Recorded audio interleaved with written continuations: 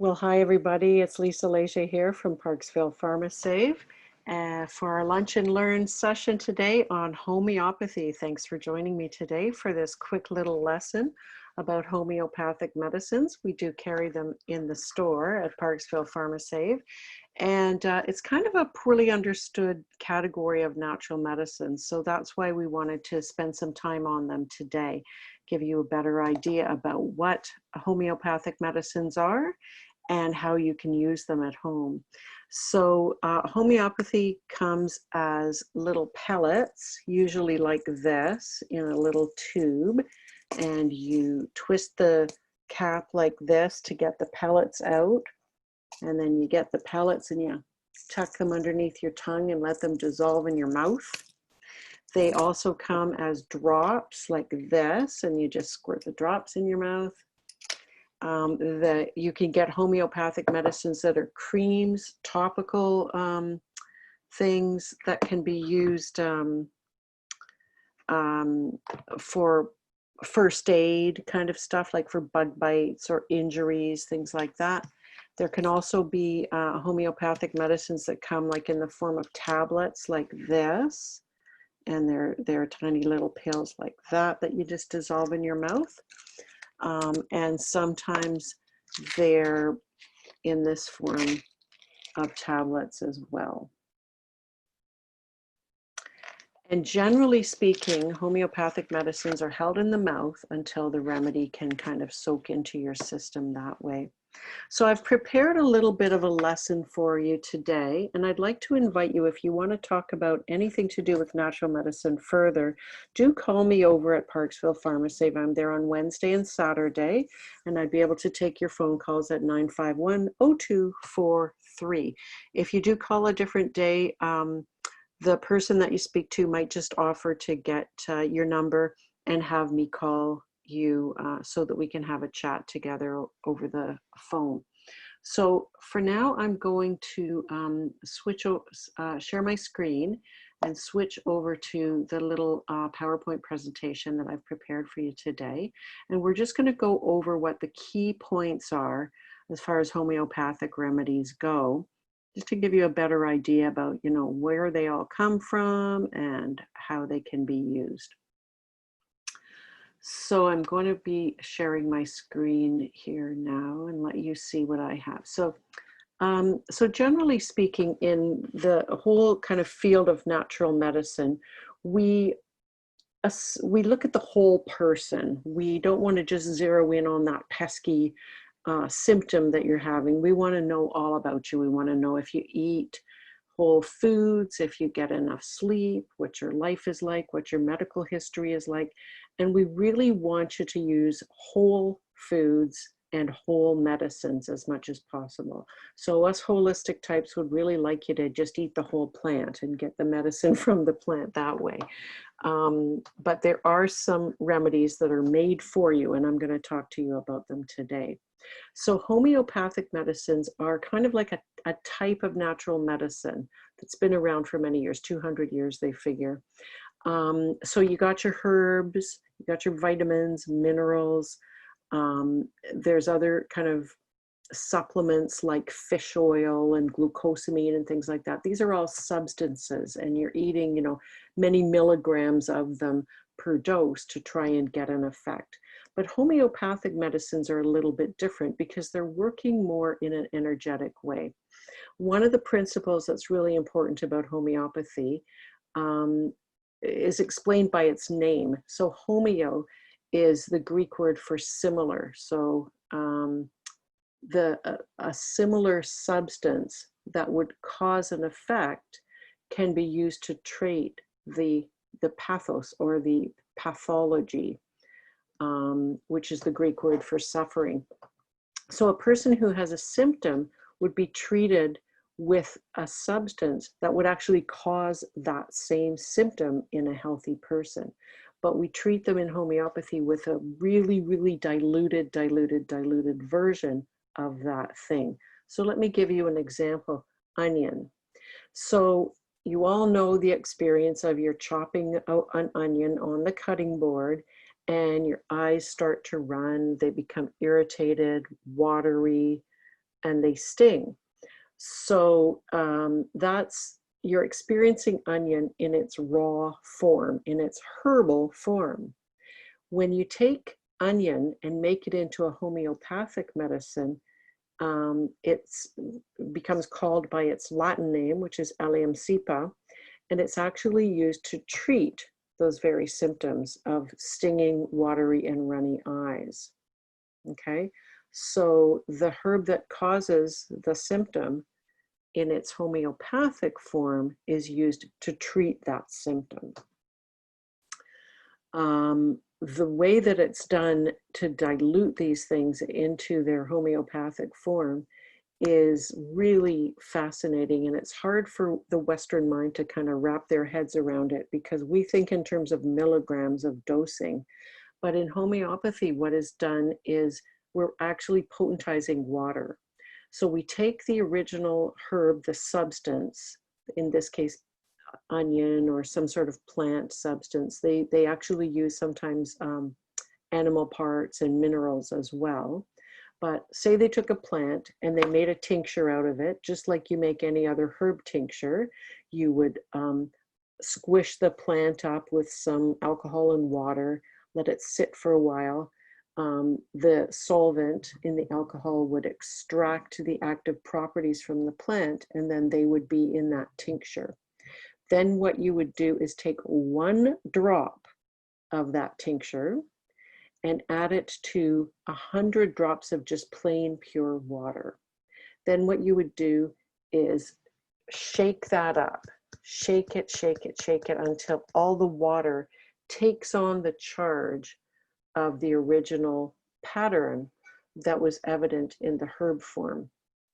So we know in science that water holds the charge. And so the more times we do this, what we end up with is an energetic medicine or a vibrational medicine. Now, I noticed that this picture that I'm using says to use pure alcohol. We don't do that. We use pure water. But I just grabbed this picture off the internet by way of illustration, and I'm noticing here now that it says alcohol on it. But let's just pretend that's plain water that they're using here. And so then once you've diluted it like that, it's actually done numerous times. So a remedy will have a 30C or a 6C or a 12C potency.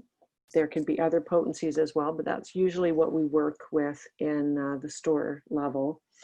And so to get it to a 30C, you would literally take 1 drop of that mixture you've made, add it to 100 drops of plain water, and shake that up again until the water took on the pattern of the original substance.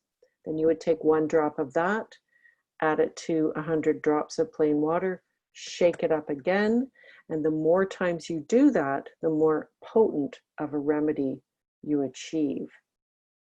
I know it's hard to get your head around it because you're thinking with your Western mind. You got to think in a more kind of a Eastern conceptualization about this, thinking about the energetic level of what we're creating here.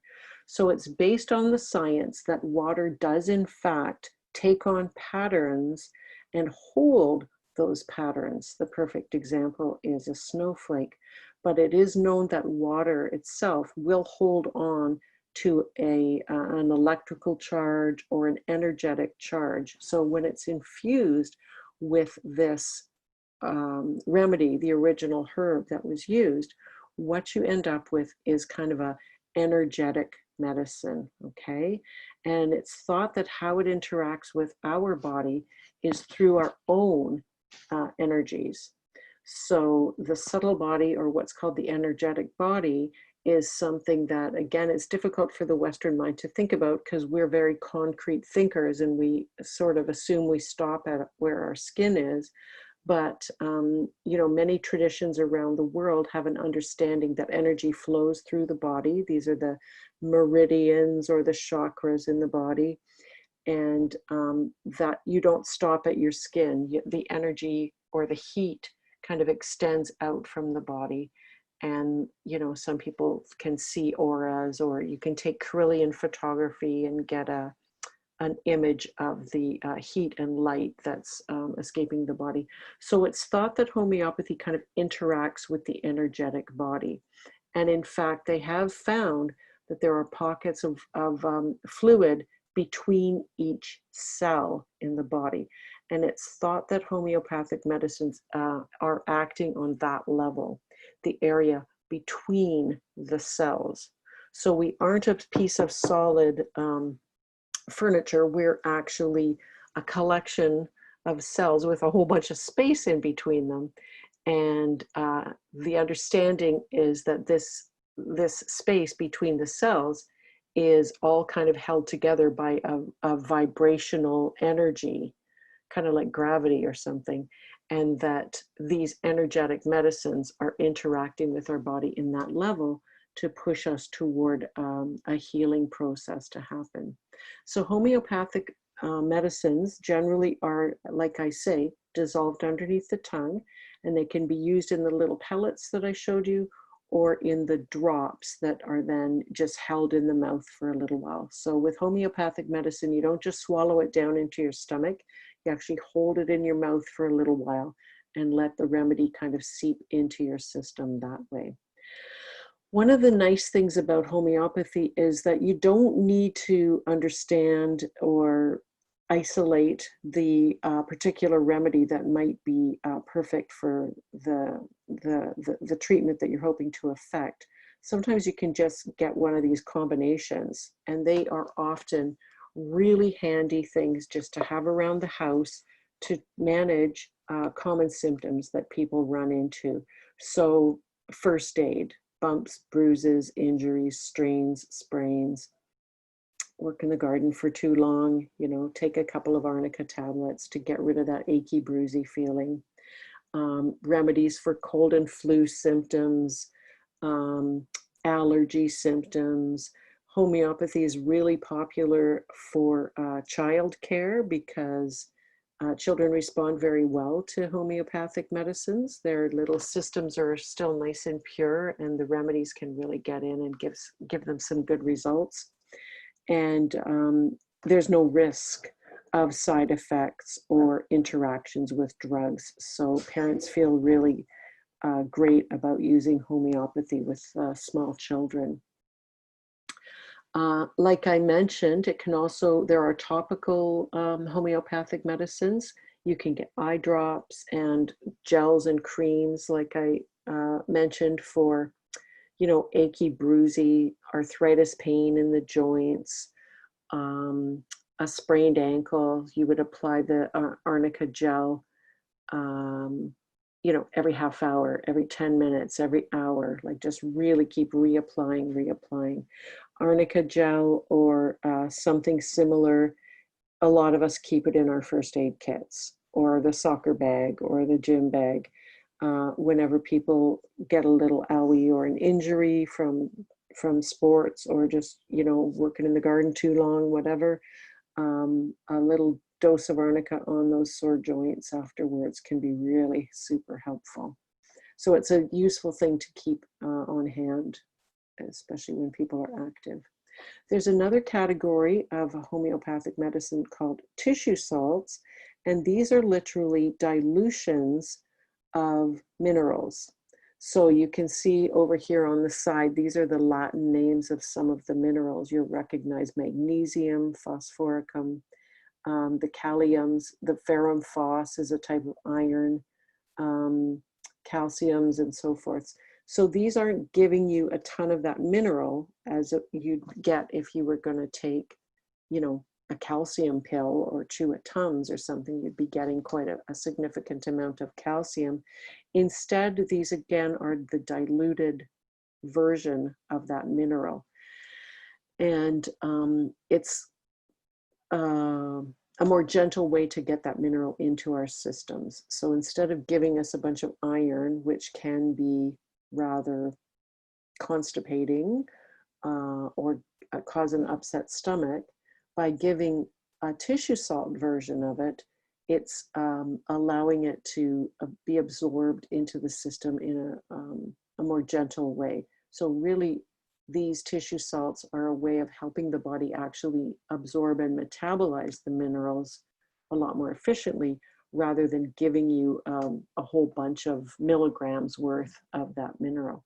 And so if people are having leg cramps, charley horse, tight, sore muscles, and they really want to take magnesium, because as we know, magnesium relaxes your muscles, right? But they might be worried about the laxative effect of magnesium, and so they may be kind of shy to venture into taking that. Instead, if they were to take the magphos, or the magnesium phosphoricum, in the tissue salt form, like this example here from Highlands, they would find that they could also get relief from their leg cramps, charley horse, tight, sore muscles, without having to worry about the risk of getting a laxative effect from going overboard with taking magnesium in its supplement form. So tissue salts can be really helpful when people have mineral metabolic issues with their mineral intake or their mineral metabolism, that say they've got issues with their kidneys, or they're prone toward stones or gouty conditions or something like that. The tissue salt approach to mineral supplementation can be much safer way to go. So I've given you this information today as a way of helping you be better informed. As you know, we can't prescribe or diagnose, but we can certainly give you some guidance and help you assess the information that you get a hold of as far as natural medicines go. We always want you to be well informed, and that's why we want to steer you toward good scientific research. I can give you some advice on where to look for that, but here you're seeing some examples of ways that you can kind of assess the information that you get. I'd encourage you not to Google. Instead, if you want to get into some scientific literature where you can really kind of see if there's a body of research in your area of interest, instead go to Scholar Google first. It's just like ordinary Google, but it's getting you into the medical literature. So you will bypass all the order desks and 800 numbers where they're pitching you things that they want to sell you, but instead you're getting into the actual medical literature, and you can do some research for yourself. If you do want some advice or guidance, of course, do please get in touch with us over here at Parksville Pharmasave, and we will be able to look things up for you and do some research for you. So we've got resources at the store. If you do want to ask about homeopathic medicine, I might pull out my Materia Medica. This is kind of like the resource Bible for people that use homeopathic medicine, the good old Boric. And so in here, it's written in all real old-timey language, but it gives me some really good guidance on how these natural medicines are used. And sometimes when you're reading when you're trying to find a remedy for someone and they read it, they go, oh yeah, that's me. And when you get the right remedy, it's fantastic, because you will you'll identify with the description. And when you take the remedy, it's like a key fitting into a lock. It's so amazing. Getting the right remedy is a bit of a challenge though. So the more properly trained a homeopathic physician is, the better able they are to really get the proper remedy for that person. We do have some trained homeopathic physicians right here in our Oceanside area. And I can give you some contact information if you wanted to check in with me at the store. Homeopathic physicians, they do tend to go with the single remedy approach. They want to just get the right key into the lock, and often they will try to treat the person's constitution, which is their general overall state of health. If that seems a bit much, there's good old combination remedies that are made by our Canadian companies like Boiron, American companies like Highland, and other homeopathic companies that we might deal with. Boiron here in Canada, they are excellent. They make little formulations. So the idea with them is they will take, you know, 4 or 5 of the good remedies for that type of symptom. So, you know, sinus or allergy or sore throat or whatever it might be. And they'll throw those 4 or 5 remedies in together, hoping that one or the other of them might be the key into the lock. But maybe by giving you 4 or 5 different remedies together in one combo, they'll hit some of the symptoms that you're trying to treat. So you'll get plain arnica for bruises and injuries, or you'll get little combinations for bruises or injuries that will have arnica along with a couple of other remedies that might treat, you know, stabbing pain or hotness or inflammatory process or this sort of thing. And then they're hoping to give you some good results with those combinations. There's some great resources from Boiron for looking these things up and sort of trying to figure out what might be the right remedy for you. And then we also have things like this at the store, which gives us a nice little cheat sheet, I guess, to look things up. So we can kind of look up your symptoms, and then we can find out what homeopathic remedies might be appropriate for those symptoms. And then once we get an idea, maybe 3 or 4 different suggestions, then we go to our Borek and we read up on them in more detail. And that way we might be able to really zero in on the right remedy for you. So we do keep some of these pellets in stock at the Pharmasave. This one here is an example of a common remedy that's used for fever. So again, like I said, like cures like. So in its herb form, belladonna can actually cause hotness and feverish symptoms.